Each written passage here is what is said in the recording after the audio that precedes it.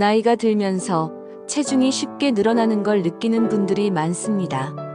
젊었을 땐 조금만 신경 써도 살이 빠지곤 했는데 이제는 식사량을 줄이거나 운동을 해도 몸무게는 잘 줄지 않고 오히려 뱃살은 더 쉽게 나오고 어깨와 허리, 무릎은 점점 무거워지는 느낌. 몸이 예전 같지 않다는 걸 가장 먼저 느끼는 건 사실 체중계 숫자보다 움직일 때 느껴지는 그 피로감과 답답함일지도 모릅니다. 그래서 체중을 줄여야겠다고 마음은 먹지만 막상 뭘 먹어야 할지, 어떻게 줄여야 할지 막막하고 괜히 무작정 굶다가는 더 어지럽고 속이 더부룩해지는 악순환이 반복되곤 하죠. 특히 60대 이후에는 단순히 체중만 줄이는 다이어트는 조심하셔야 합니다. 이 시기부터는 체중이 빠지는 것보다 근육이 빠지는 게 더 위험해지기 때문입니다. 근육이 줄면 몸의 균형이 무너지고 기초대사량이 낮아져서 오히려 살이 더 찌는 체질로 변하게 됩니다. 또 약간만 부딪혀도 멍이 들고 작은 낙상에도 뼈가 쉽게 부러지는 건 이미 뼈와 근육이 약해진 상태에서 체중만 줄였기 때문인 경우가 많습니다.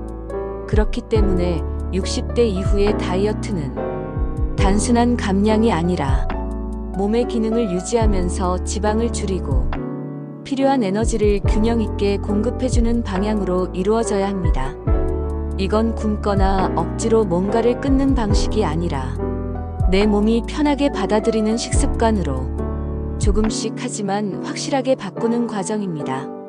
가장 먼저 바꿔야 할 건 식사의 양보다는 식사의 질입니다. 예전처럼 적게 먹는 게 정답이 아니라 무엇을 먹느냐가 훨씬 중요해지는 시기입니다. 양이 많지 않아도 단백질, 식이섬유, 비타민, 미네랄, 그리고 항산화 성분이 고르게 들어간 식사가 지방은 줄이면서도 근육은 지켜주고 몸의 노화를 늦추는 가장 건강한 방법이 됩니다. 특히 아침 식사는 절대 거르지 않는 것이 좋습니다. 오랜 시간 공복 상태였던 몸에 첫 식사가 들어가는 순간 그날 하루 대사 흐름이 결정되기 때문입니다. 아침을 과하게 먹을 필요는 없지만 그렇다고 가볍게 커피 한 잔이나 과일 한 입으로 끝내는 것도 오히려 혈당을 출렁이게 만들고 점심때 과식을 유도할 수 있습니다. 이때 추천드리는 건 단백질 중심의 가볍고 편한 식사입니다. 삶은 달걀 하나에 두부 몇 조각 혹은 귀리 우유에 견과류, 바나나 반 개 정도만 더해도 위에 부담 없이 포만감을 채울 수 있고 혈당이 급격하게 오르지 않아 식사 후 피로도 줄어들고 에너지도 오래 유지됩니다. 점심은 비교적 든든하게 드셔도 괜찮습니다.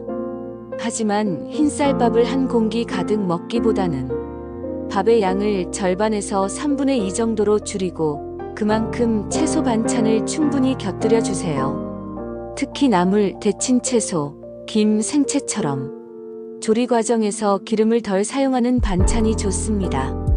채소에는 섬유질과 수분이 많아 식사량을 줄이지 않고도 포만감을 오래 유지시켜주고 장 건강에도 매우 큰 도움을 줍니다. 이 시기 식단의 핵심은 단백질입니다. 60대 이후에는 자연스럽게 근육량이 줄어들기 때문에 단백질이 부족하면 몸은 에너지로 지방보다 근육부터 태워버리게 됩니다. 그렇게 되면 체중은 줄었는데 몸은 더 약해지고 쉽게 피로해지고 무릎과 어깨에도 통증이 생기기 쉬워집니다. 그래서 점심 반찬에는 기름지지 않게 구운 고등어나 삼치 같은 생선, 닭가슴살 삶은 달걀, 두부구이, 콩조림 등을 포함시키는 것이 좋습니다.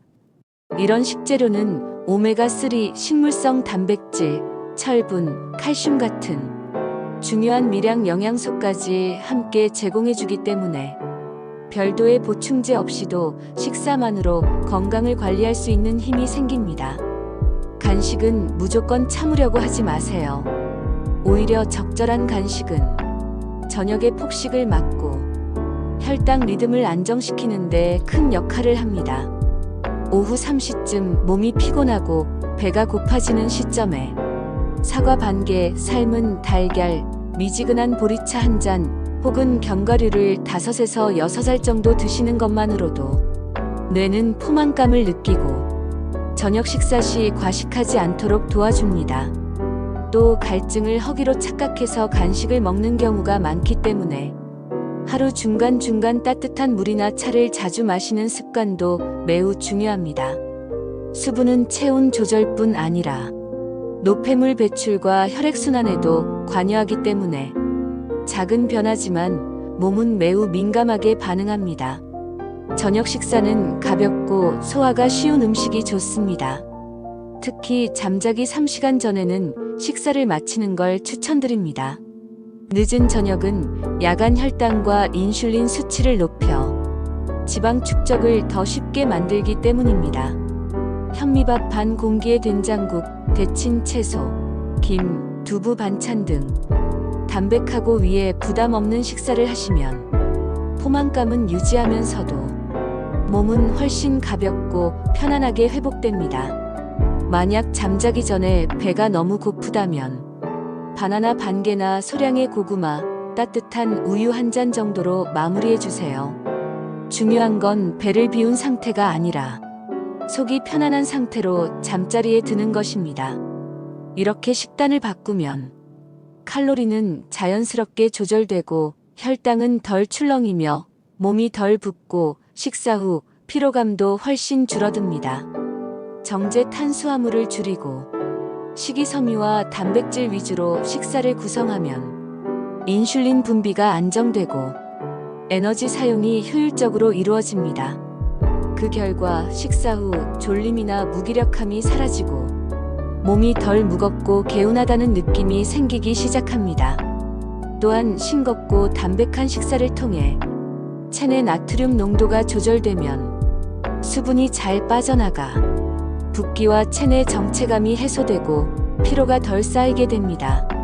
이러한 식단이 며칠만 유지돼도 몸속 리듬은 서서히 변화하기 시작합니다.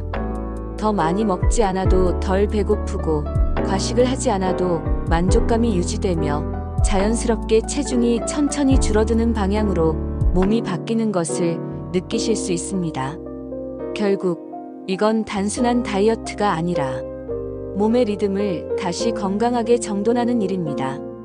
그리고 그 리듬이 정착되면 식단 관리는 억지로 하는 일이 아니라 내 몸을 돌보는 습관이 됩니다.